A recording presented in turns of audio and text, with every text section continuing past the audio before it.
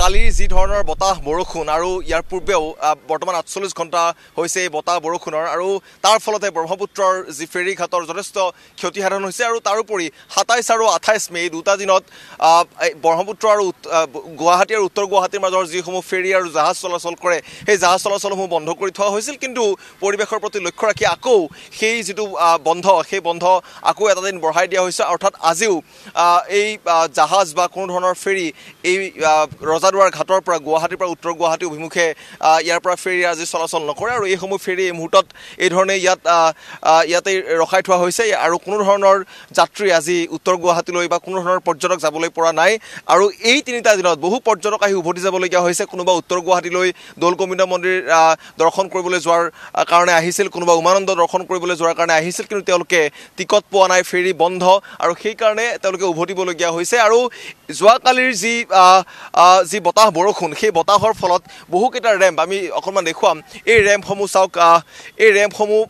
যথেষ্ট পৰিমাণে ক্ষতিসাধন হৈছে ভাঙি পৰিছে গোটেই ৰেম্পসমূহ আৰু ব্ৰহ্মপুত্ৰৰ জলস্তৰ যথেষ্ট বৃদ্ধি পাইছে এই সময়ছোৱাত বৰষুণৰ কাৰণে আৰু সেইকাৰণে পুনৰ এই যিসমূহ ঘাট আছে সেই ঘাটসমূহ আকৌ কিছু নতুনকৈ তেওঁলোকে মেৰামতি কৰিবলগীয়া হৈছে উঠাই নিবলগীয়া হৈছে আৰু কালি তেওঁলোকে অনবৰত লক্ষ্য ৰাখিছে যে কোনোপধ্যে জাহাজ বা এই ধৰণৰ যিসমূহ ফেৰী আছে ফেৰী যাতে অনিষ্ট সাধন নহয় আৰু সেইকাৰণে তেওঁলোকে এই ধৰণৰ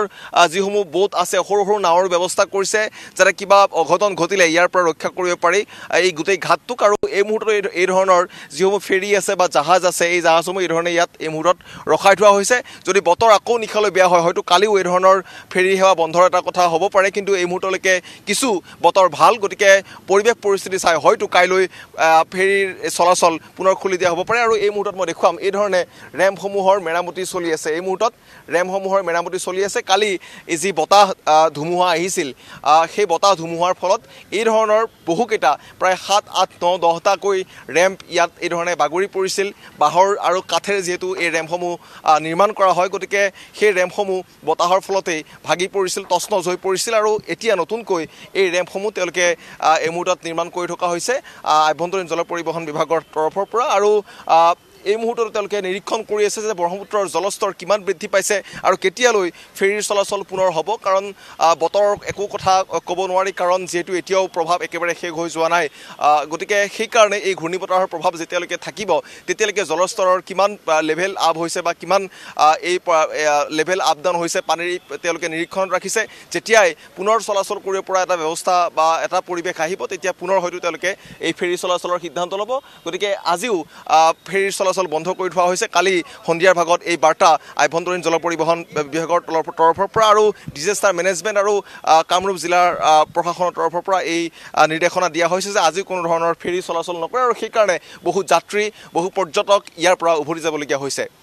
পাপৰি ঋষি আপুনি পোনপটীয়াকৈ আমাক দৃশ্যটো দেখুৱালে আৰু সেই স্থানৰ পৰা এতিয়া আকৌ জনাইছোঁ যে আমি গুৱাহাটী উত্তৰ গুৱাহাটীৰ ফেৰী সেৱা সম্পূৰ্ণৰূপে বন্ধ কৰি দিয়া হৈছে গতিকে উমানন্দ মন্দিৰলৈ যিসকল তীৰ্থযাত্ৰীয়ে হওক বা যিসকল যাত্ৰী ভক্ত সেই স্থানৰ পৰা যাবলৈ তেওঁলোকে চেষ্টা কৰিছিল সেইসমূহ সম্পূৰ্ণৰূপে বন্ধ কৰি থোৱা আছে তেওঁলোকক টিকট দিয়া হোৱা নাই বুলি জানিব পৰা গৈছে গতিকে ব্ৰহ্মপুত্ৰৰ ইটো পাৰ আৰু সিটো পাৰ দুই পাৰৰ মাজত এতিয়া যোগাযোগ ব্যৱস্থা সম্পূৰ্ণৰূপে বিচ্ছিন্ন হৈ পৰাৰ খবৰ এই ৰেম্পসমূহ এতিয়া এইদৰে পুনৰবাৰ মেৰামতি কৰি থকা দেখিবলৈ পোৱা গৈছে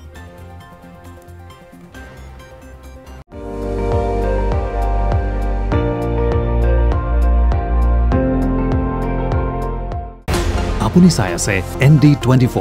সৰ্বশ্ৰেষ্ঠ নহয় সৰ্বোত্তমৰ দৌৰ